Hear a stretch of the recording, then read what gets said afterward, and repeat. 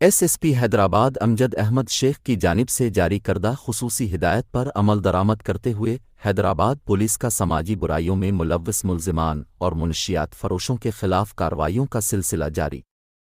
تھانہ سیکشن اور نسیم نگر پولیس نے مختلف کارروائیوں کے دوران 4 ملزمان کو چرس، شراب اور اسلحہ سمیت گرفتار کر لیا۔ ایس ایچ او تھانہ سیکشن انسپکٹر محمد علی ڈھامرا نے اپنے سٹاف کے ہمراہ چھاپہ مار کارروائیاں کرتے ہوئے مختلف مقامات سے 3 ملزم کو شراب کی بوتلوں اور اسلحہ سمیت گرفتار کر لیا۔ گرفتار ملزمان عبدالغفار گوپان اور مصطفیٰ آبدی کے قبضے سے 15 عدد شراب کی بوتلیں برآمد ہوئی۔ ملزم اکاشا صدیقی کے قبضے سے 1 عدد پسٹل بم علیہ السلام ایمونیشن برآمد ہوئی۔ انچارج چیک پوسٹ نسیم نگر انسپکٹر مظہر علی سومرو نے اپنے سٹاف کے ہمراہ کارروائی کرتے ہوئے منشیہ فروش بنام نیاز جمالی کو چرس فروخت کرتے ہوئے گرام چرس سمیت گرفتار کر لیا۔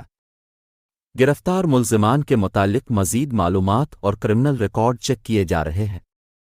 مذکورہ ملزمان کے خلاف متعلقہ تھانہ جات میں سندھ آرمس و نارکوٹکس ایکٹ اور حدود آرڈیننس کے تحت مقدمات درج کر لیے گئے۔